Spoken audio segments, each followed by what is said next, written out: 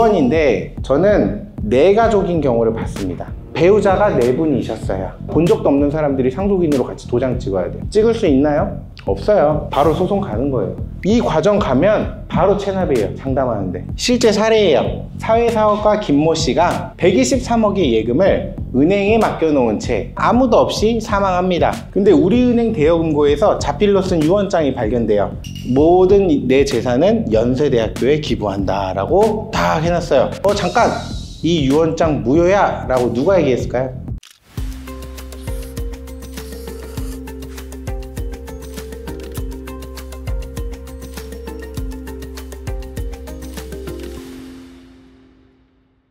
자, 유언인데 상속재산의 분할 방법은 어떤 거가 있나요? 라고 하면 첫 번째는 유언이에요. 분할협의가 먼저가 아니라 유언이 있으면 유언에 의하고 유언이 없으면 상속인 전원의 분할의 협의에 의하고 그것도 없으면 법원에 갑니다. 분할협의 우리 그냥 삼형제가 만나면 될 것 같잖아요. 저는 내 가족인 경우를 봤습니다. 내 가족이 무슨 말이냐? 배우자가 4분이셨어요. 그 가족에 한 3씩 자녀가 있었거든요. 자녀가 한 12명이었어요. 그래가지고 이 가족을 제가 내 가족이라고 표현할게요. 이 중에 법률상 배우자는 1명이겠죠. 보통 마지막 배우자가 법률상 배우자의 확률이 높습니다. 나머지는 뭐 중간에 이혼도 있지만 나머지 한 분은 아예 혼인신고도 안 하고 그냥 사실혼 배우자 같은 분도 있어요. 자, 이 내 가족이라고 칠게요. 배우자 앞에 3명은 상속인인가요? 아니에요. 법률상 배우자인 마지막 분만 배우자예요. 밑에 자녀 12명은요? 3명씩. 하상속인이에요. 자, 12명이 서로 연락처 아나요? 두 번째 가족의 자녀들 연락처 아는 경우가 헐리우드도 아니고 가능한가요? 불가능해요. 돌아가셨는데 자녀가 12명인지도 보통 나중에 알아요. 때 봤더니 왜 이런 게 나와 하면서 나중에 알아. 그래서 상속인이 12명인 걸 알았어요. 연락을 해야 만나죠. 그리고 이 자녀들 중에 누가 자기가 뭔가 좀 진짜 자식이라고 생각할까요? 배우자는 그렇다 치고 첫 번째 배우자가 내가 진짜 첫 번째 배우자니까 본처라고 생각할 수도 있고 첫 번째 자녀들, 첫 번째 가족 자녀들이 첫 번째 어쨌든 태어난 아들들, 딸이니까 그쪽에 대한 애정이 더 많을 수도 있고 나이가 제일 많겠죠. 마지막 넷째 가족이 좀 어릴 수 있어요. 근데 마지막 가족하고 또 살았어요. 그러면 이 자녀들 입장이라면 누가 우리 아빠라고 생각을 할까요? 그 아까 말한 사실혼 배우자가 좀 약하고요. 나머지 첫째랑 마지막은 다 우리 아빠라고 생각을 해요. 다 내 몫이 있다고 생각을 하고 또 아버지께서 참 신기하게도 내 가족을 다 서포트를 하셨어요. 능력이 좋으신 분이었어요. 그런데 그 상황에서 재산을 분할을 해야 되는데 아무래도 보통 마지막 가족이 재산을 받은 것도 있고 증여도 한 게 있겠죠. 그러다 보면 제가 말한 아까 상속재산 분할하려면 생전 증여 고려돼야 된다 했죠. 그러면 남은 재산 중에 마지막 가족이 받아간 게 좀 있으면 앞에 가족이 없으면 이번에 너네 못 가져가. 12명이나 됐잖아요. 우리가 가져갈게 하면서 가져가면 마지막 가족이 실제로 상속세 신고도 하려고 하고 막 상도 다 치르고 있는데 실제로 받아갈 몫이 없는 경우도 있어요. 마지막에 증여를 좀 받고 해서. 그럼 앞에 가족들이 막 분할 협의하고 해야 되는데 뭐 원만하게 되겠습니까? 도장을 찍어야 되는데 그럼 다 소송 가는 거예요.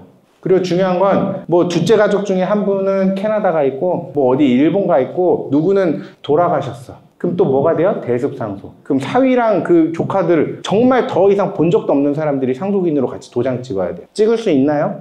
없어요. 바로 소송 가는 거예요. 가가지고 이제 재산 분할하는데 제가 말했죠. 보통 이 정도 되면 재산이 좀 있습니다. 근데 상속세 신고는 또 해야겠죠. 상속세 납부는 해야 되죠. 뭐 분할협의 안 되고 관심 없어요. 납부하면 능력이 됩니까? 뭐 100억에 대한 상속 30억 나왔다 치면 누가 낼 거예요? 내가 받을지 안 받을지도 모르는데 누가 이걸 대신 내고 있어요? 아무도 안 내요. 바로 체납. 이 과정 가면 바로 체납이에요. 상담하는데. 재산 등기도 못 쳤고요. 거기에 대해서 지금 분할협의 소송 한 2, 3년 하고 있고요. 국가는 체납했다고 압류하고요. 임차인들이 있는데 임차인들 뭐 임대차 변경도 못 하고 있어요.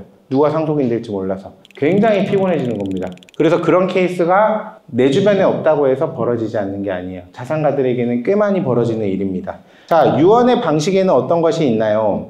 유언은 법에서 딱 5개를 적어놨고요. 저도 비밀증서랑 구수증서에 대해서는 뭔지 모르겠어요. 그냥 자필증서, 내가 손으로 쓰는 거, 녹음, 영상 녹화든 음성 녹음이든. 세 번째, 공정증서의 의원, 우리가 알고 있는 공증. 변호사 공증이 3번입니다. 자, 1번 자필증서와 3번 공증이 제일 중요한데요. 자필증서에 대한 유언장에 대해서 쭉 얘기 드릴 거예요. 근데 자필증서에 대한 유언장은 리스크가 많습니다. 그러다 보니까 공정증서를 해라라는 게 제 의견이고요. 공증을 하더라도 이게 훨씬 안전하다는 게 제 의견입니다. 외우실 필요 없어요. 이거 다 변호사, 세무사도 이거 다 잘 모릅니다. 그냥 이렇게 위험하구나, 이렇게 내가 예상하지 못한 일이 벌어지구나 라는 거를 그냥 귀동냥 하시고, 그런 일이 벌어질 것 같으면 전문가를 찾아가시라는 용도로 제가 이런 얘기를 하는 거지, 여기 막 법조문 알려드린다고 해서 공부하시고 막 그런 걸 대비하시려고 하시지 마세요.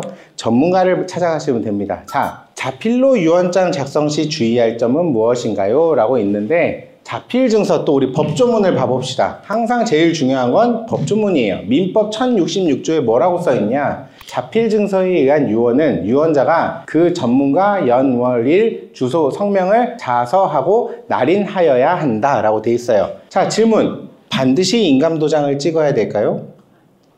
왜요? 등기할 때도 뭐 계약서 쓸 때도 인감도장 안 찍어도 돼요? 내가 썼다라는 걸 뭔가 입증하려면 찍어야 될 것 같은데?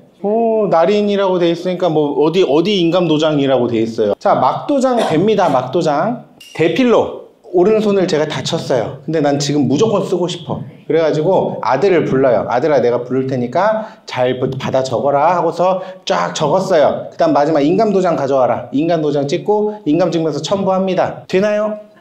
왜요? 왜?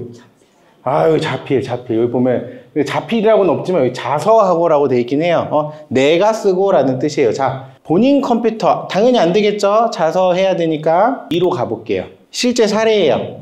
사회사업가 김모 씨가 평생을 독신으로 살다가, 독신으로 산다는 건 배우자도 없고 자녀도 없다는 뜻이에요. 123억의 예금을 은행에 맡겨놓은 채, 제 기억에 우리은행인데 우리은행 맞는 것 같아요. 2003년 11월에 직계 존비속 배우자 아무도 없이 사망합니다. 근데 우리은행 대여금고에서 자필로 쓴 유언장이 발견돼요. 뭐라고 돼 있냐면, 모든 내 재산은 연세대학교에 기부한다 라고 딱 해놨어요. 전문 연세대학교에 기부한다 적어놨고, 연월일 적었고요, 주소 적었고, 성명 자필로 다 썼어요.